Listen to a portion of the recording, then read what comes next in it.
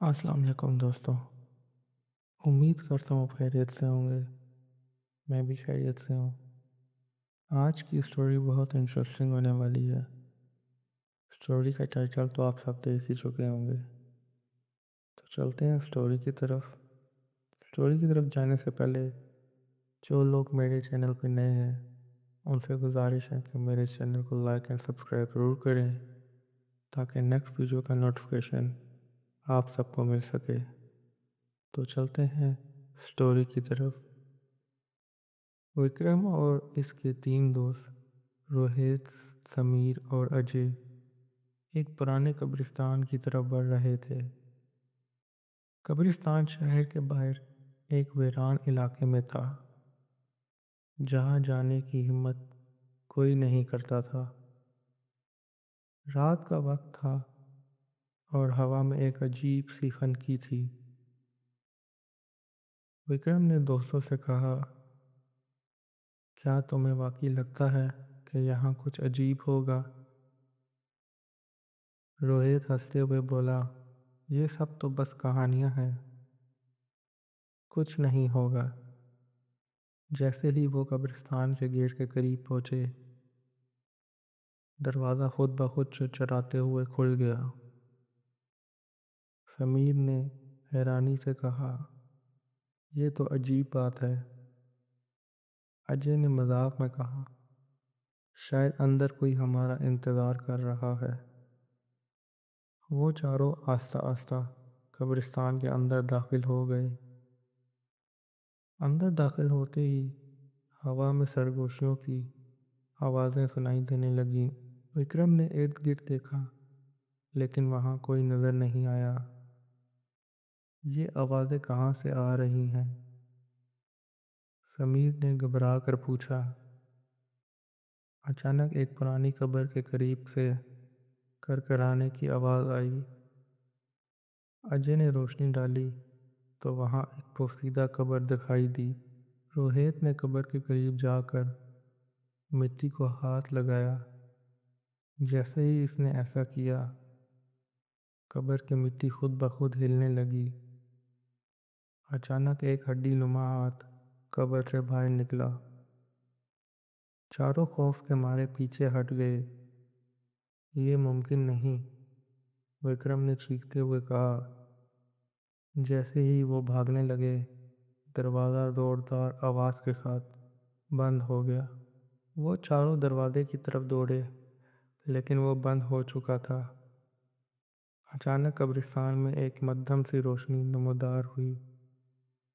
रोशनी में एक लंबा साया हरकत कर रहा था। ये कौन है? अजय ने कांपती आवाज़ में पूछा। साया आस्ता आस्ता इनकी तरफ बढ़ने लगा। रोहित ने मोबाइल की रोशनी ऑन की, लेकिन कुछ नज़र नहीं आया। जैसे ही इसने मोबाइल नीचे किया, साया और करीब आ चुका था। हमें यहाँ से निकलना होगा, विक्रम ने कहा। अचानक रोशनी बुझ गई और चारों अंधेरे में डूब गए। एक भयानक कैका फजा में गूंजने लगा। जैसे ही अंधेरा छाया, सबके दिल जोर जोर से धड़कने लगे। विक्रम ने दीवार टटोली और बोला, कहीं न कहीं से निकलने का रास्ता होगा। अचानक समीर को लगा कि कोई इसके कंधे पे हाथ रख रहा है। वो चीखा और मुड़ के देखा, लेकिन वहाँ कोई नहीं था।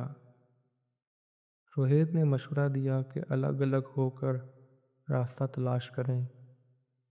अचानक ज़मीन के नीचे से घसीटने की आवाज़ आने लगी। इनके कदमों तले ज़मीन हिलने लगी, जैसे कोई नीचे से बाहर निकलने की कोशिश कर रहा हो। अजय ने घबरा कर कहा, हमें फ़ौरन यहाँ से भागना होगा। लेकिन जैसे ही वो मुड़े, सामने एक चमकती हुई आंखों वाली परछाई खड़ी थी। वो सब खौफ के मारे मंचमत हो गए। परछाई ने आस्ता आस्ता अपनी शक्ल लेना शुरू की। वो एक पोशीदा लिबास में लिपटा हुआ, लंबे नाखूनों वाला भयानक चेहरा था। तुम यहाँ क्यों आए हो? एक गूंजती हुई आवाज़ सुनाई दी। समीर ने हिम्मत जुटाकर कहा, हम बस यहाँ घूमने आए थे।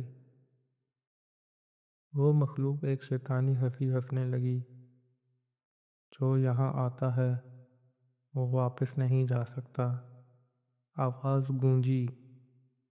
अचानक सबके आसपास कई सरगोशियाँ गूंजने लगीं। वो किसी नामालूम ज़बान में बोल रही थीं। विक्रम ने सर पर हाथ रखते हुए कहा, मेरा दिमाग फट रहा है। फिर अचानक कब्रिस्तान में एक ज़ोरदार चीख सुनाई दी। चीख सुनकर सब ने एक दूसरे को देखा। ये आवाज़ कहाँ से आई? अजय ने कांपती आवाज़ में पूछा।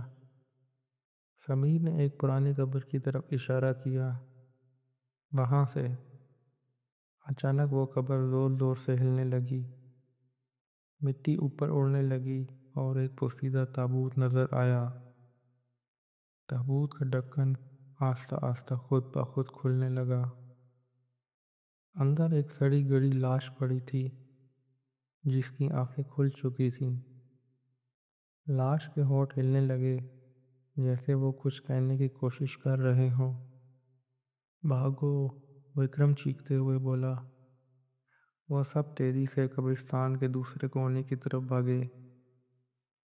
जितना वो भाग रहे थे कब्रिस्तान उतना ही लंबा होता जा रहा था।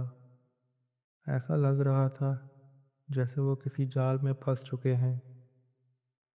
अचानक अजय रुक गया। ये कैसे मुमकिन है? हम दोबारा वहीं आ गए। वो सब हैरान थे क्योंकि फिर इसी कब्र के करीब खड़े थे। ये जगह हमें बाहर जाने नहीं दे रही, रोहित ने कहा। अचानक एक कब्र के पीछे से किसी के कदमों की आवाज़ सुनाई दी। इन्होंने पीछे मुड़कर देखा तो वहाँ एक बूढ़ा आदमी खड़ा था। वो कांपती आवाज़ में बोला, तुम्हें यहाँ नहीं आना चाहिए था। विक्रम ने कहा, बराए करम हमारी मदद करें। बूढ़े ने संजीदगी से कहा, यह जगह अब तुम्हारी कैद है।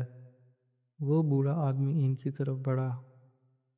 मैं तुम्हें यहाँ से निकाल सकता हूँ, लेकिन कीमत अदा करनी होगी, इसने कहा। कैसी कीमत? समीर ने खौफज़दा होकर पूछा। किसी एक को यहाँ रहना होगा, बूढ़े ने सर्द लहजे में कहा। अजय ने चीखते हुए कहा, यह नाइंसाफ़ी है।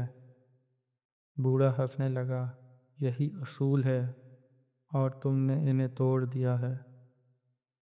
अचानक ज़मीन लरज़ने लगी और कब्रें खुलने लगी। विक्रम ने घबरा कर कहा, हमें खुद ही रास्ता तलाश करना होगा। वो चारों भागने लगे, लेकिन बूढ़े ने एक मनहूस मंत्र पढ़ना शुरू कर दिया। एक भयानक दरवाज़ा ज़मीन से नमदार हुआ। दरवाजे के पीछे गुप्त अंधेरा था। ये दरवाज़ा हमें कहाँ ले जाएगा? रोहित ने पूछा। बूढ़ा आदमी मुस्कुराया, जहाँ तुम्हारी किस्मत ले जाएगी। अचानक विक्रम को महसूस हुआ कि इसके पैरों के नीचे ज़मीन खिसक रही है। वो सब चीखने लगे और दरवाजे में जा गिरे। जब इन्होंने आंखें खोली तो वो एक तारीखी सुरंग में थे। सुरंग की दीवारों पर अजीब निशान बने हुए थे। ये जगह क्या है? समीर ने कांपती आवाज़ में कहा।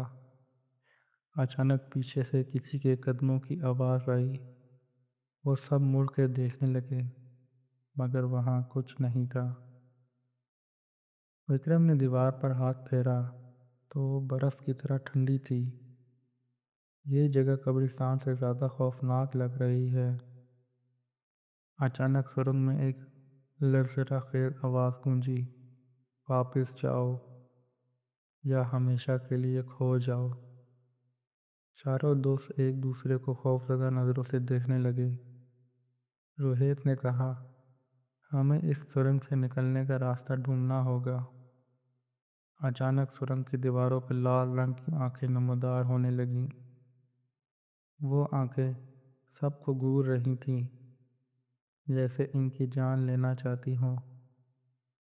अजय ने चीखते हुए कहा, ये जगह जिंदा है।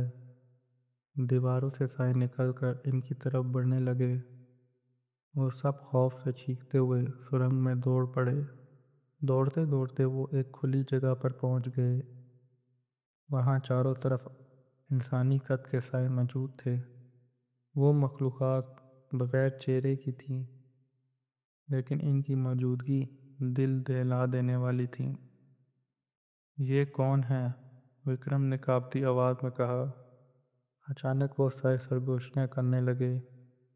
एक साया आगे बढ़ा और बोला, तुम्हें यहाँ नहीं आना चाहिए था। अमीर ने चीखते हुए कहा, हमें यहाँ से निकलने दो। वो साए ज़ोर ज़ोर से हंसने लगे। अजय ने पीछे देखा तो बूढ़ा आदमी इनके पीछे खड़ा था। अब कोई रास्ता नहीं बचा। बूढ़े ने एक भयानक मुस्कुराहट के साथ कहा।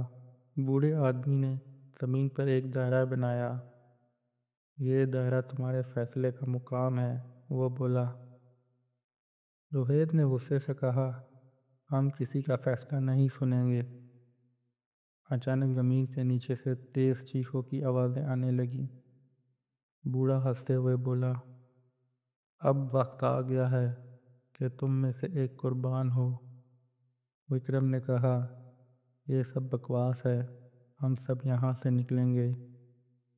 बूढ़े ने हाथ उठाया और सुरंग की दीवारें तेजी से सिकुड़ने लगीं।